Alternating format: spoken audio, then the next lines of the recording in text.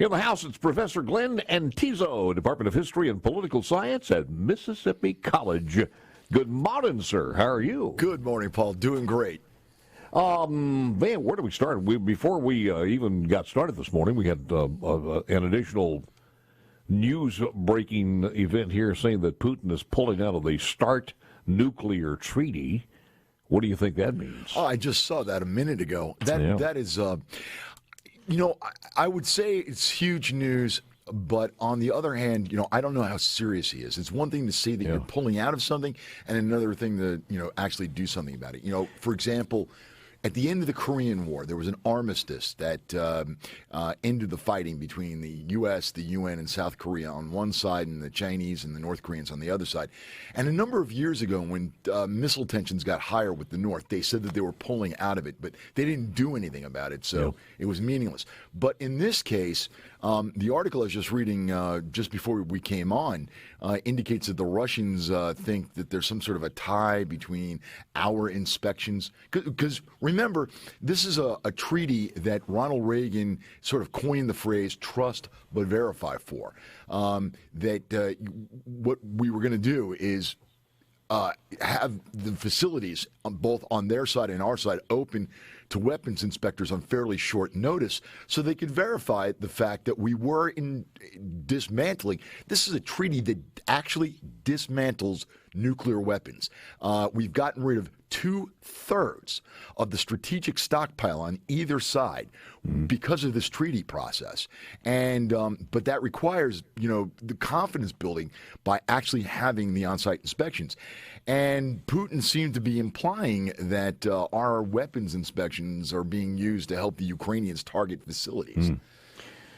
I got to tell you, I'm just thinking here while you were saying that, and it brought back some memories of one of the ways to get people more interested in the younger generation, certainly even before they get to your class in middle school, is to know that mom and daddy sets you down and said, look, you are most likely going to be in the draft one way or the other. We can't keep you out. Yeah. You're going to be drafted.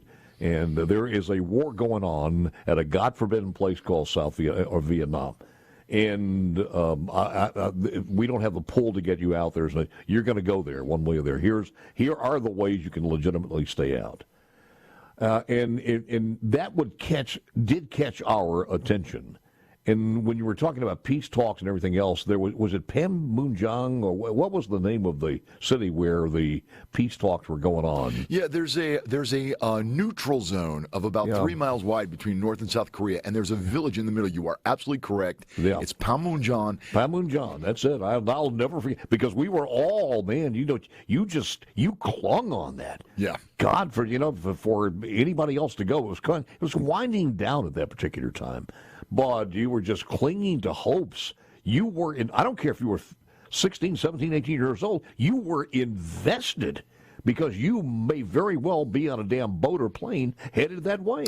It's funny you should say that. My Panmunjom is the area where my stepbrother was deployed during the early 1990s. He was on the Korean DMZ, watching things, and he had gotten his orders to redeploy to Iraq for the Persian Gulf War. And lucky for him, the orders kicked in about the time the ground offensive was wrapping up, so he didn't end up having. There are a lot of good members and good family members of this audience all across the state and elsewhere that know what I'm talking about as far as living those days. Yeah. Through that war and their return. So.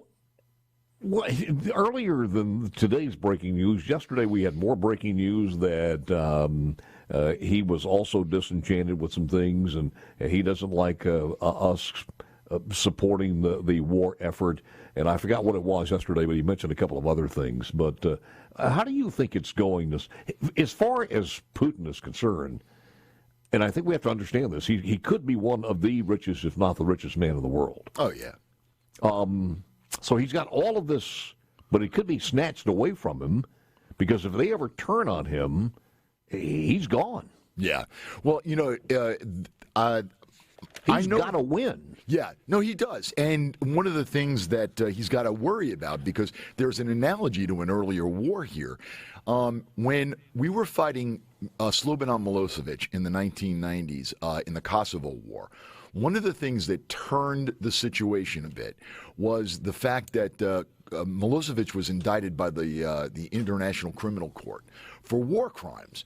And he knew at that point he had to hang on to power in order to avoid the Allies actually going into Serbia and getting him. Being dragged to The Hague to be put on trial and eventually, imprisoned, which of course he eventually was.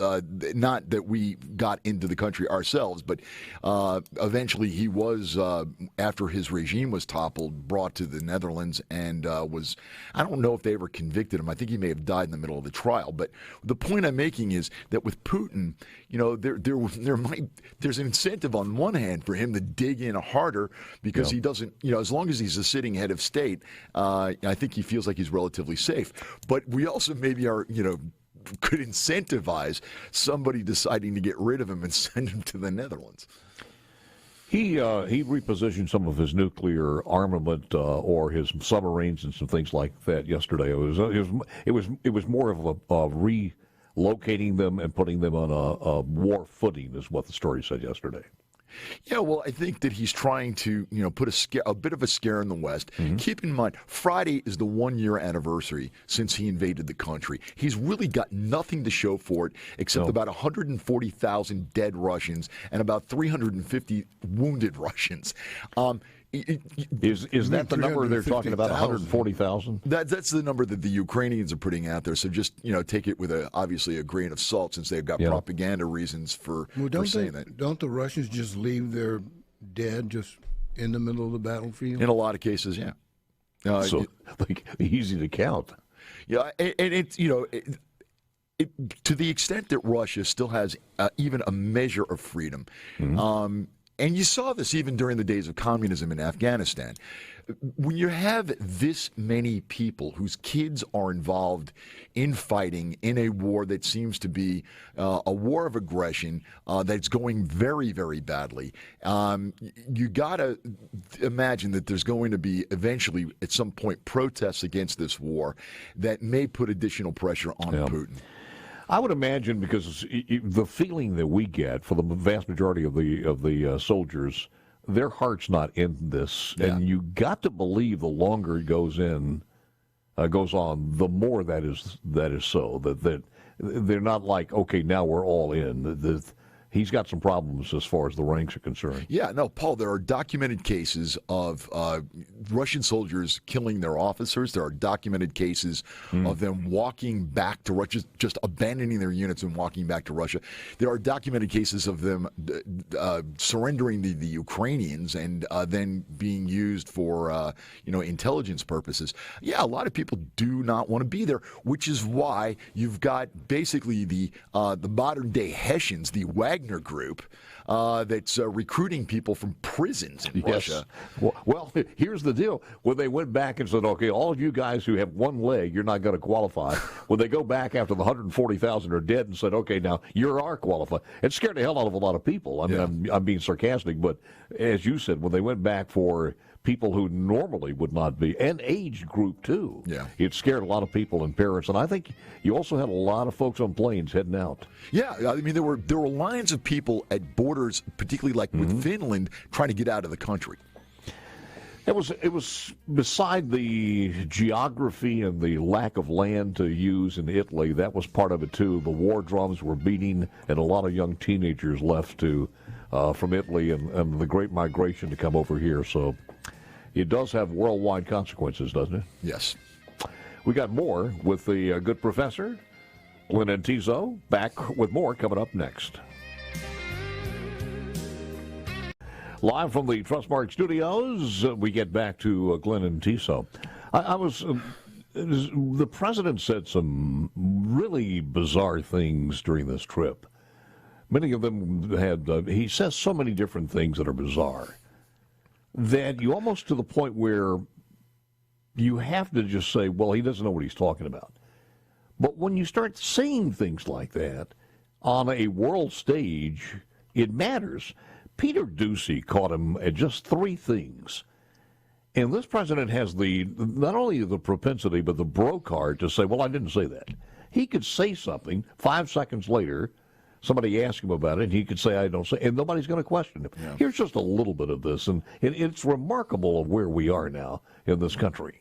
I know you're going to ask a really nice question. Well, it's an important question. Are you worried that other leaders in the world are going to start to doubt that America is back if some of these big things that you say on the world stage keep getting walked back?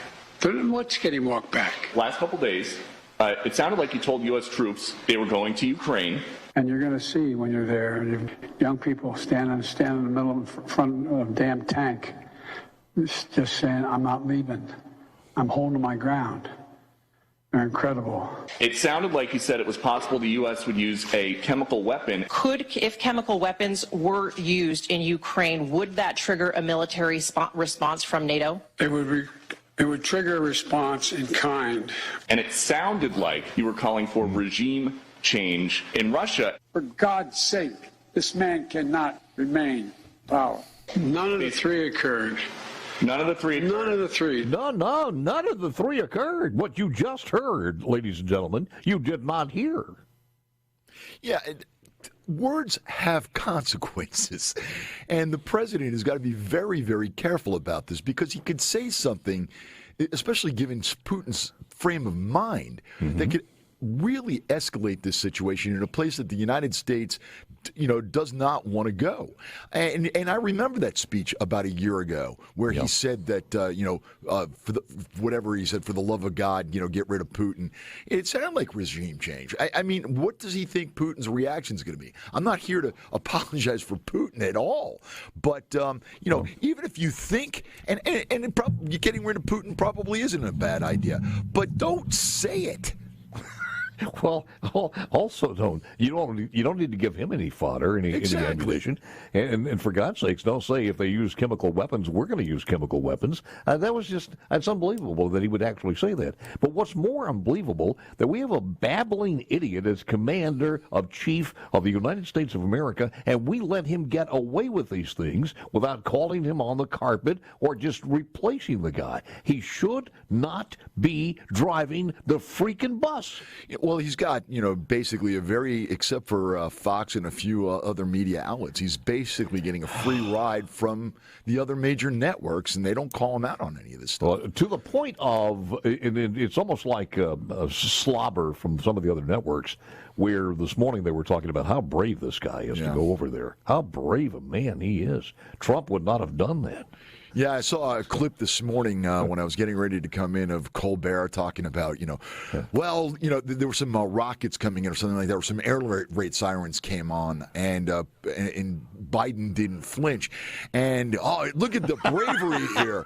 And I'm thinking, I'm not even sure Biden was aware it was going on. Or where he was. He had no idea. So, first of all, they also noted that there haven't been air raid sirens in that city in a week or so, and just as soon as he flew in, there happened to be some. So I'm not sure what's true or not. Yeah. It doesn't make sense. Where do you think we go from here? Because you just mentioned it a few seconds ago, we're at a year mark now. A year of this, and most people thought, give it a couple of weeks, it's going to be done. Yeah. Well, I got to tell you, Paul, I think we're in for a longer slog. I think what Putin is going to try to do over the next few weeks, he's waging an offensive right now, but it's really bogging down. There's a city called Bakhmut whose strategic importance is questionable at best, but he wants that as a victory that he can present to the Russian people. As a matter of fact, the British are saying that he's going to probably declare victory there, whether he's got troops in the city or not, just because he needs something to hold out there. But I think that this just continues on, and I think that the Western aid is getting ramped up. There's talk in Congress, both on the Republican and Democrat side, of possibly giving F-16 fighters. Our delegation is just, they're not wavering at all, even though I think the people of Mississippi are getting tired of this. Yeah. I really do. When you look at the people of Palestine can't get any money, and all of a sudden the president's over there saying we're going to provide the people of Ukraine with pigeons so they'll have something in their pockets? Come on. Yeah. No, I think that there is a bit of a weariness, in the West, and I think it would be a mistake to not help out the Ukrainians. But the question is, I mean, at what point are you willing to go to help them out because of the domestic considerations that you just talked about? But on top of that, let me just say this: that if you can give the Ukrainians the means to strike a really serious blow on the Russians, I'm just worried that the level of aid that we've been giving maybe is sort of a double-edged sword. On one hand, it's keeping the Russians away, but on the other hand, it's just prolonging this war indefinitely into the future. I had on this week the highest-ranking military officer in Congress, and that's Trent Kelly. Mm-hmm. He's officially in the House and Senate, I think, the highest-ranking military officer actually serving in Congress. And he did say something, because I posed this question to him, and he did say something that made me feel a little bit better, that absolutely positively he is confident that they are using those dollars the way that we have directed them to as far as the military armament. I'm hoping so. Right. I'm hoping that's the case. Yeah, no, and our allies have really gotten on board with this. The Germans are considering sending jets. I'm trying to think. I think the Poles have talked about doing it. Well, I think what they're looking to do is nobody sending balloons. No, only the Chinese. I hate to push you on this one, but your thoughts on that, right? What do the students say about this? Oh, they are absolutely. You're talking about the balloons. Yes. Yeah, no, they're absolutely shocked that, you would allow this thing to drift over the United States and take photos of sensitive installations in the, western Great Plains area. That balloon went over some of the most sensitive ICBM sites in the United States. And also think about this, even if it's a mound of dirt, most of it's underground, and some of these installations, there are antennas poking out, and those antennas are delaying or relaying signals and everything else. Just what they can get electronically would be amazing. Also, if you think about it, I mean, even going past that, just sort of knocking it down to even a more fundamental level. Mm-hmm. It's in essence, it's testing two things. Number one is it's testing NORAD. They're trying to figure out, can you sneak in? Exactly. And the second thing is, and my students are really worried about this, is the idea that you could use one of these things to drift over the United States and then shoot an electromagnetic pulse that would fry every electronic circuit and basically turn the United States back from 2023 to 1850. That. You also never know if my God, I hate to see the word Wuhan written on the damn thing, would scare the hell out of everybody. Well, and look, I don't want to, get too far out there, but I mean, it is entirely possible that you could deliver a biological agent. I would think with one of these things. It is a dangerous world we are living in, and it's not going to get any better. But the leadership we have now, we are more at war, more in debt, more at each other's throats, and people look at this and they still want to blame it on Donald Trump, and it's just amazing. At what point does the new administration take responsibility for the things Never. Never. I'm so disillusioned, to be honest with you, about where we are, and it started during the Barack Obama years, that, and again, I sincerely believe that we had a period, it's almost like smoking, where we were just about to get a grip on smoking, and vaping came in. Mm-hmm. We were getting a grip on the new generation, where most of the boomers were passing on. Most of the people who had an negative experience, were getting older. We were dying out. Democrats knew that. It's almost like the Civil War, where the brothers were fighting, and then after that generation passed, the hatred for the Civil War and brother against brother, North against South, began to wane. And I think that's what was happening in this country, and the Democrats said, we got to do something. We will be in a new generation where people will forget about the days of the water fountains, and we've got to get out there and cultivate hatred and racism, and I think they've done a great job. Well, I mean, that's, you divide people and you whip up their hysterias. Yeah, I mean, demagoguery never goes out of fashion, I guess. Well, you also look at it and say, if you want to live in the past and you think that's going to make the future better, how's that working out? Yeah. And it ain't working out. It's always good to have you, sir. So good always to be good here. to see you. Thank you. I appreciate it so very much. Thanks for coming in. Well, my pleasure, Paul. I'm always ready to come in whenever you need me. You the man, Professor Glenn Antizzo.